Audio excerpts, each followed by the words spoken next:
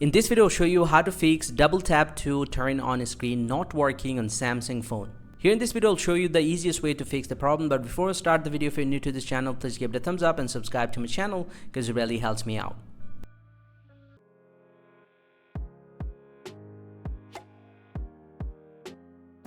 Well, so now to fix the problem, first thing first, simply go and open up the settings app from your Samsung phone. And from the settings, you just need to scroll down to find out this option called Advanced Features. You just need to tap on this option.